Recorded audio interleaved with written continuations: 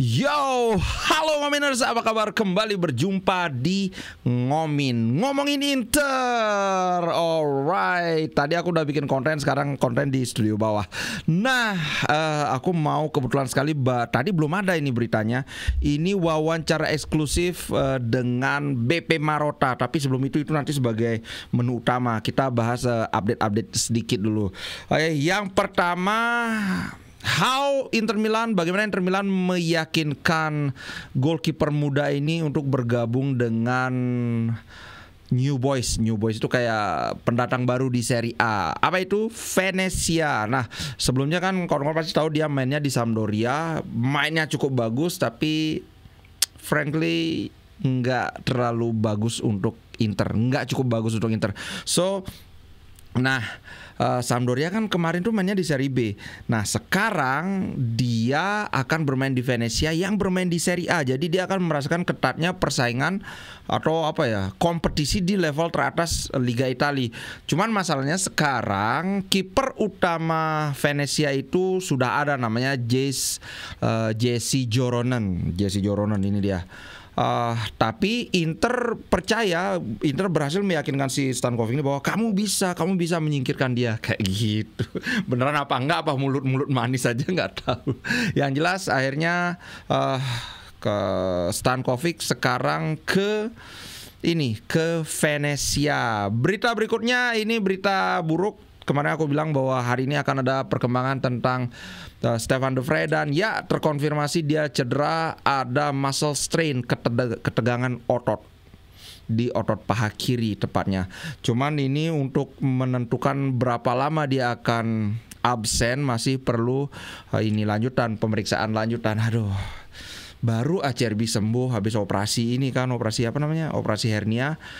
Sekarang udah ini lagi, malah De Vrij yang cedera. Jadi sekarang ini Acerbi nggak punya cadangan dia. Ini yang agak dagdikdukder. Oke, tadi berita jelek, sekarang berita baik. Nah, Taremi nge-push untuk bisa fit dalam laga pembuka Serie A. Nah, ternyata perkembangannya lebih baik daripada yang diperkirakan. Kemungkinan itu pada saat laga pertama itu di lawan Genoa 17 Agustus itu dia sudah bisa bermain. Nah, bagaimana kemudian tentu saja line up lini serang Inter. Saat ini Thuram kan sudah bisa bermain. Kemarin lawan Al Ittihad memang kelihatan kayak belum bugar, mainnya juga kan cuma berapa menit ya, 50 menit apa berapa itu.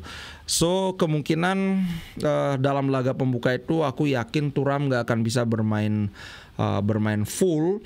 Kemudian si Lautaro kan belakangan, walaupun ini sebenarnya dia udah cutting sudah memotong liburannya sendiri, tapi dalam waktu seminggu sepertinya sulit untuk benar-benar berada dalam kondisi prima saat kayak benar-benar musim sudah bergulir itu.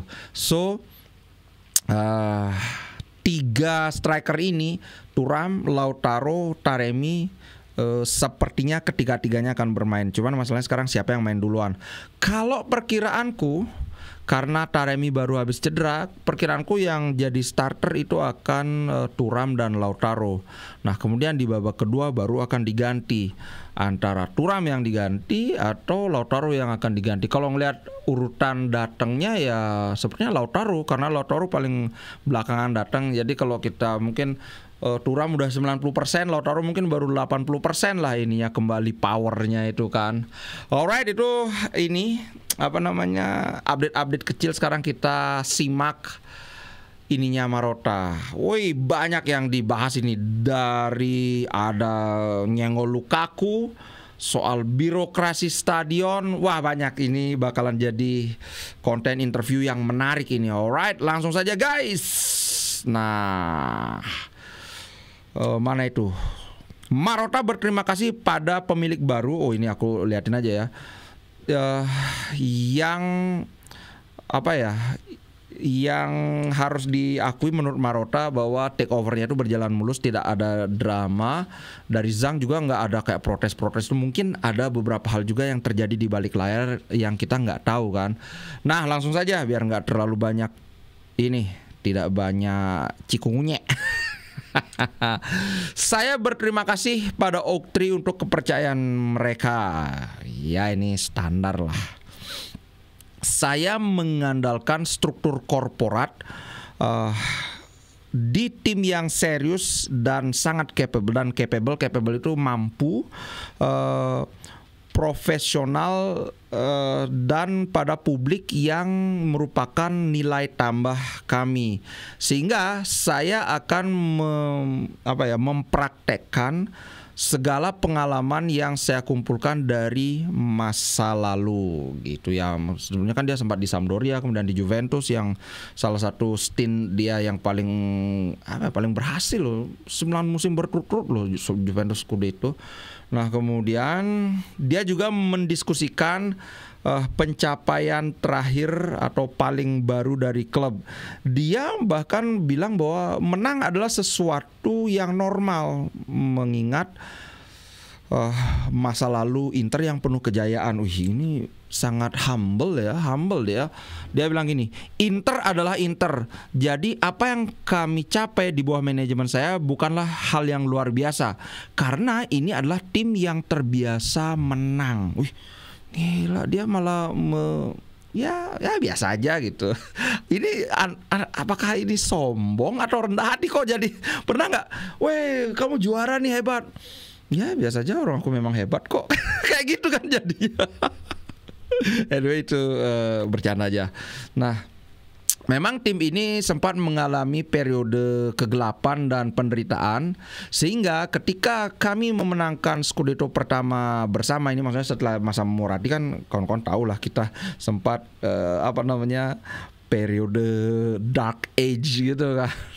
Jadi ketika kami memenangkan Scudetto bersama, itu terasa seperti memenangkan 3 gelar.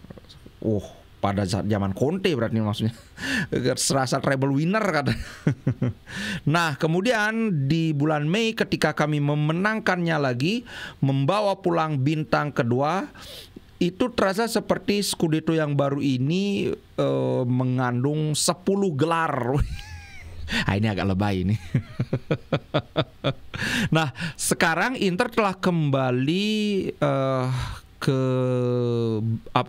kembali seperti Inter yang dulu, tapi objektif atau tujuan kami adalah mencapai tujuan atau mencapai sasaran yang lebih tinggi lagi. Impian kami adalah meraih Champions League. Ini dia ngomong, bukan aku yang ini loh. Impian kami adalah untuk meraih trofi Liga Champion. Nah, raising the bar itu maksudnya meningkatkan standar. Itu bukanlah presumption, tapi tentang kebanggaan dan kesadaran diri maksudnya. Kami harus mencoba. Hal yang paling penting adalah tidak ada penyesalan. Maksudnya jangan sampai kayak kita bermain kita udah mau kalah nih, nggak usah lah terlalu ngotot, akhirnya kita akan menyesal. Tapi kalau kita bermain memberikan segala yang terbaik, lari sampai udah nggak bisa napas, tapi tetap juga kalah, berarti kita bisa ngomong bahwa we've done our best gitu. Kita sudah melakukan yang terbaik yang bisa kita lakukan gitu, bro. Kemudian interviewer juga menanyakan tentang Lukaku. Nah, ini sensitif. Striker ini memalingkan punggung pada Inter dan bahkan mempush untuk kepindahan ke Juventus sebelum akhirnya menandatangani kontrak dengan Roma. Sekarang belum jelas ini Lukaku mau kemana. Katanya mau ke Napoli tapi belum kelar juga. Marotta menegaskan bahwa, nah ini nih biar nggak dikira aku ngarang ya, aku liatin lagi. Sorry, kok ini yang muncul. Marotta menegaskan bahwa striker Chelsea ini meninggalkan memori positif lebih banyak daripada negatif. Gila, ini memang beda kalau orang udah tua, udah dewasa, guys. Jadi dia bilang gini, episode tersebut mewakili sedikit saja dibandingkan dengan semua emosi positif dan adrenalin yang kami alami selama beberapa tahun. Kami semua harus berterima kasih pada Lukaku untuk apa yang dia telah lakukan di klub. Sebenarnya ini aku setuju, nanti aku terangkan ya kenapa. Dia selalu bekerja keras dan selalu melakukan hal yang terbaik. Mari kita mengingatnya untuk hal ini, untuk hal yang baik, bukan untuk hal yang jelek. Dan nah ini yang mau aku jelasin. Jangan juga lupakan bahwa dia mewakili sesuatu yang paling aneh, yang sangat spesifik, sangat tidak umum, dan operasi positif untuk Inter dalam sejarahnya. Kami valorize valor itu kan kayak apa ya?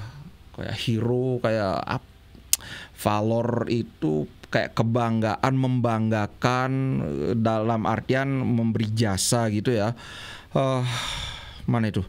Kami valorize ya itu memandangnya sebagai sosok yang sangat berjasa di hal-hal yang incredible yang sangat hebat, dan ini kemudian memberikan keuntungan secara ekonomis yang pada gilirannya, nah ini penting nih, yang pada gilirannya juga membantu pada perjalanan mencapai bintang kedua. Dengan dia kami memenangkan Scudetto dan dia tetaplah bagian dari sejarah klub. Nah ini aku setuju banget. Sekarang mungkin karena udah agak lama berlalu ya, udah keselnya juga udah hilang, kita bisa melihat secara lebih positif. Ingat, kita beli Lukaku itu kalau nggak salah 60 apa 70, kemudian kita menjualnya 85-an. Itu setelah dia memberikan Scudetto, jadi top scorer, kita masih dapat cuan. So dan cuan ini pada giliran, kalau kawan-kawan ingat waktu itu kita benar-benar kesulitan ekonomi, ya pada gilirannya cuan ini kan membantu kita bisa beli pemain, operasional dan sebagainya. Sehingga aku setuju banget apa yang dia bilang bahwa pada gilirannya ini membantu kami meraih ke ini bintang kedua itu, gitu bro. Jadi sudahlah, kita nggak usah lagi dendam sama Lukaku. Dia mungkin akan ke Napoli, biar dia jadi masalahnya Napoli sekarang. Nah kemudian kita bahas tentang stadion. Wah, tidak lupa dia nyenggol stadion juga. Kami tidak memiliki home base maksudnya. Saat ini kami memiliki San Siro yang kami harus berbagi dengan tim lain. Tapi ground atau home base, markas yang kami miliki sendiri akan menguatkan rasa memiliki yang ada gitu. Ini adalah elemen yang penting untuk sebuah klub sepak bola. Kami melakukan apapun yang kami bisa untuk mewujudkan impian ini, yang merupakan impian kami, juga merupakan impian fans. Kami bertarung dengan birokrasi Italia yang benar-benar dragging itu, kayak di stretch, ditunda-tunda. Pokoknya hal yang gampang dibikin susah, hal simple dibikin rumit kayak gitu, di dragging itu, pokoknya diulur-ulur gitulah. A citadel would be a beautiful thing. Citadel itu kayak apa ya? Citadel jenis bangunan gitu kan. Namun sayangnya ini bukanlah hal yang mudah untuk dicapai. Tapi at least sebuah stadion itu benar-benar tidak bisa indispensable, itu artinya harus ada, nggak boleh nggak ada gitu. Untuk Project Rossano kami memikirkan sekitar 70.000 seats atau 70.000 tempat duduk. Gitu guys, ini sampai dia ngomong kami bertarung dengan birokrasi. Semua diulur-ulur, kayaknya Marotta juga sudah sangat-sangat kesal ya dengan birokrasi Italia. Jadi jangan bilang cuma birokrasi Wakanda aja yang bertele-tele guys. Ini juga ini. Oke, itu dulu untuk konten kali ini. Semoga bisa dinikmati. Wah lumayan ini 1 hari 2 konten. Anggaplah ini sedikit demi sedikit aku menebus untuk yang lalu-lalu yang bocor atau bolong-bolong nggak sempat bikin konten. Semoga kawan maklum dan tetap nongkrong di sini. Sampai jumpa di konten berikutnya. Ciao guys.